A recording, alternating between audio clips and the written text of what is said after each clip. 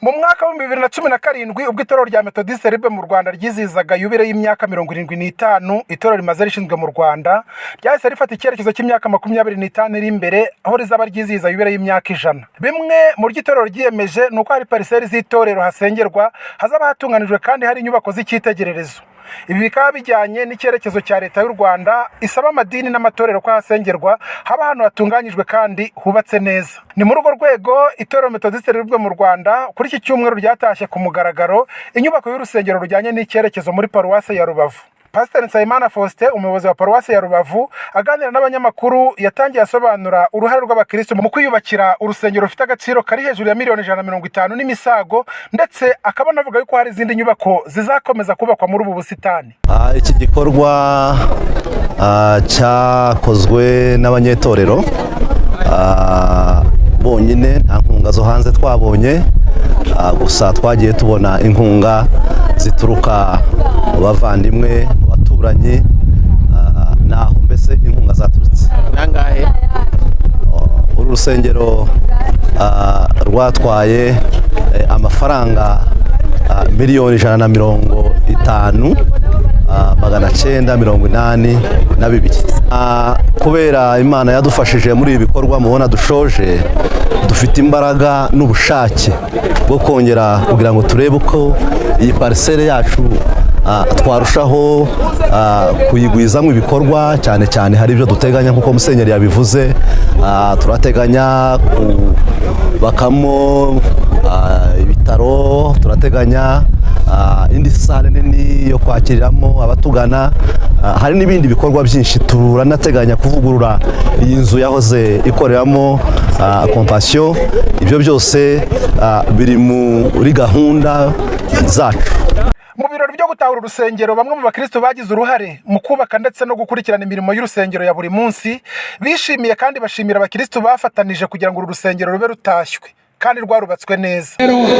Abakristo bose bagize ubushake, basesha amabuye, bakoresha amaboko yabo, bakoresha n'imbaraga zabo. Hari n'igihe bagiye ni Kigali mugabo kugenda bashaka amabati n'ibindi.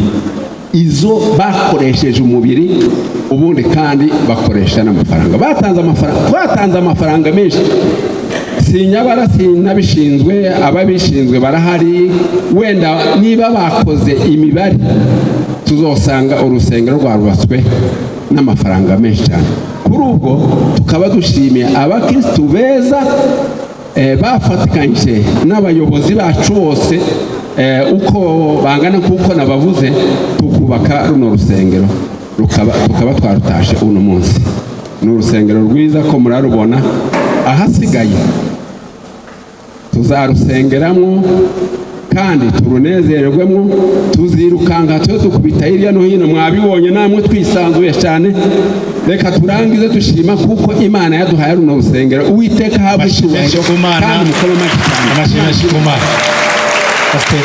Umuyobozi mukuru mu itorero Methodiste Libre mu Rwanda akaba n'umuvugizi, kubwe byari umunezero kuri we nk'uko ibi biri mu mihigo y'itorero. Yavuze kandi ko nyuma yo gutaha iyi nyubako y'urusengero, ubutaka busigaye mu myaka 5 iri imbere hazaba hari inyubako n'ibikorwa bitandukanye birimo iby'ubuvuzi ndetse n'iby'uburezi. Iyi ni pariseri nini iriho nyine ibikorwa by'ivugabutumwa, hari urusengero nkuru rwiza, ariko kandi murabizi ko dufite inzu y'amacumbi nto cyane ushaka gucumbikira abapasitoro bari mu mahugurwa cyangwa se n'abandi bantu. Turifuza rero mu cyerekezo dufite yuko twahagira amacumbi meza agezweho, asa neza, ibyumba bikwiriye kandi koko bisa neza. Icyo ni kimwe. Cya kabiri, cya gatatu, muzi ko dufite n'ikigo cy'amashuri cy'uburezi hepfo ngaha. Turifuza ko icyo kigo nacyo kizaguka kikamera neza. Iki pariseri tuyiteganyiriza aho tuvugira ubutumwa, urusengero nkuru rwiza. Twategereza ahantu hari amacumbi kugira ngo abapasitoro bacu nibaza mu mahugurwa nitukora inama babone bacumbika heza, ariko n'abandi bashyitsi tubona tubacumbikira, hanyuma tukagira n'uburezi, ikigo cy'amashuri gikwiriye. Iki pariseri nicyo tuyiteganyije kandi nabyo tuzabigeraho. Mu gihe kingana iki? Ntabwo ari igihe kirekire kuko tufite muri igenamigambi ry'imyaka 5 riri imbere. Urumva kimwe kirakemutse cy'urusengero rwiza. Ubu rero turakurikiza ibyo bikorwa byombi.